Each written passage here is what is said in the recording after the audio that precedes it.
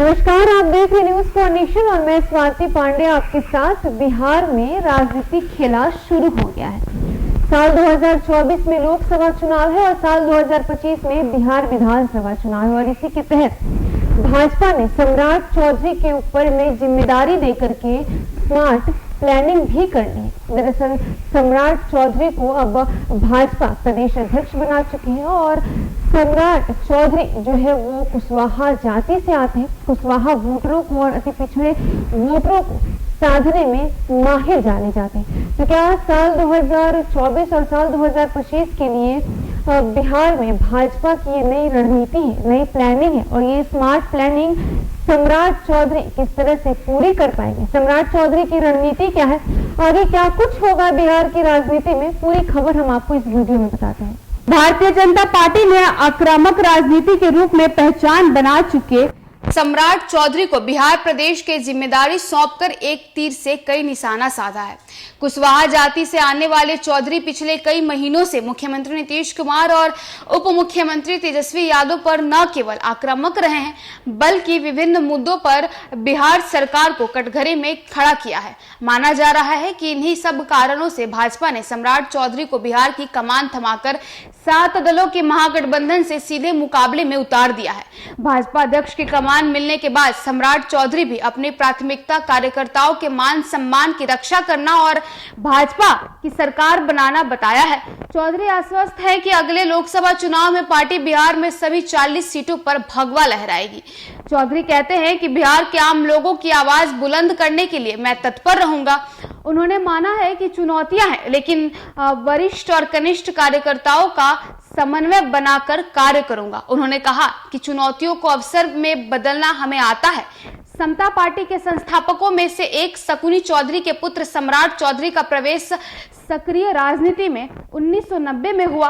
कुशवाहा जाति से आने वाले चौधरी का कहना है कि उनकी प्राथमिकता पार्टी को विस्तार करने और बिहार में भाजपा की सरकार बनाना है। साथ ही हम अपने कार्यकर्ताओं को के सम्मान और सम्मान की रक्षा भी करेंगे। सक्रिय व्यक्तिगत संबंधों को निभाने वाले चौधरी ने जोर देते हुए कहा कि इसमें कोई संदेह नहीं है कि संगठन और कार्यकर्ता से ही सरकार बनती है। उन्होंने भाजपा द्वारा सामाजिक समीकरण दुरुस्त करने को लेकर अध्यक्ष बनाए जाने के प्रश्न पर कहा कि भाजपा कभी भी जाति आधारित राजनीति नहीं करती है। उन्होंने कहा कि भाजपा गरीबों और हाशिए पर पड़े लोगों के कल्याण और विकास की बात करती है। उन्होंने साफ तौर पर कहा कि मुख्यमंत्री नीतीश कुमार अब बिहार की राजनीति के लिए अप्रासंगिक हो गए हैं। 2005 के बाद गंगा में बहुत पानी बह गया है। हाल ही में राज्य में हुए विधानसभा चुनाव के परिणाम का उदाहरण देते हुए उन्होंने कहा कि परिणाम से साफ है कि नीतीश को अब प्रदेश की जनता पसंद नहीं कर रही है। उन्होंने कहा कि आप खुद देख लीजिए, बिहार में कानून व्यवस्था, शराबबंदी के बाद जहरीली शराब से होने वाली मौतों की संख्या, सरकारी नौकरी और रोजगार के नाम पर लोगों को बरगलाना और सबसे बड़ी बात पलटी मारने की आदत के बाद लोगों की बात छोड़िए, उनके सहयोगी दलों का भी उन पर विश्वास नहीं रहा।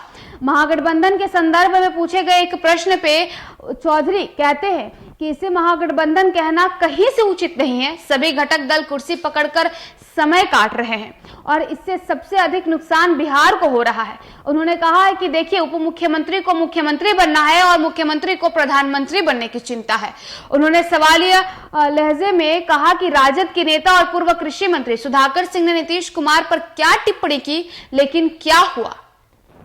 अगले चुनाव में गठबंधन करने के सवाल पर कहते हैं कि सब केंद्र नेतृत्व को तय करना है। उन्होंने अगले लोकसभा चुनाव को लेकर साफ लहजे में कहा है कि देश में विपक्ष बिखरा हुआ है और फिलहाल भाजपा के सामने कोई मुकाबला नहीं है। बिहार में कृषि मंत्री और पंचायती राज मंत्री का दायित्व संभाल चुके चौधरी कहते हैं कि भाजपा का संगठनात्मक ढांचा बहुत प्रभावी है।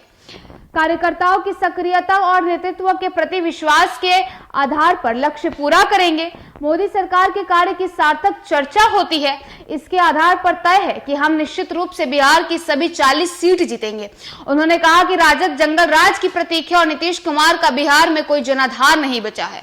उन्होंने कहा कि भाजपा का कार्यकर्ता सक्रिय है, वह समाज के बीच रहता है। उन्होंने प्रदेश कमेटी जल्द बनाए जाने की बात करते हुए कहा कि भाजपा के सारे पद कार्यकर्ताओं के लिए है, परिवार के लिए कोई पद आधारित नहीं है और कोई पद आरक्षित भी नहीं है। मेहनत कार्यकर्ताओं की तरजीह दी जाएगी। और इतना ही नहीं, भाजपा में प्रधानमंत्री, राष्ट्रपति, उपराष्ट्रपति सभी सामान्य कार्यकर्ता से इस मुकाम तक पहुंचे हैं। तो देखिए, साल 2024 और साल 2025 के चुनाव के लिए सम्राट चौधरी ने स्मार्ट प्लानिंग कर चुकी है, रणनीति सेट कर चुका है और इस रणनीति से महागठबंधन में खलबली देखने को मिलेगा। देखिए, साल 2024 के और 2025 के चुनाव के लिए सम्राट चौधरी कह रहे हैं कि सारी की सारी यानी 40 सीटें भाजपा के पास आएगी। बीते विधानसभा चुनाव का एग्जाम्पल देते हुए सम्राट चौधरी कहते हैं कि देख लीजिए, बिहार की जनता का मुख्यमंत्री नीतीश कुमार से भरोसा उठ चुका है, क्योंकि उप मुख्यमंत्री को मुख्यमंत्री का सपना दिखता है और मुख्यमंत्री को प्रधानमंत्री का सपना दिखता है, और इन सब के बीच अगर कोई पिस रहा है तो वो है बिहार की जनता। फिलहाल इस खबर में बस इतना ही, और भी वीडियोस और अपडेट्स के लिए आप देखते हैं न्यूज़ फॉर नेशन। धन्यवाद।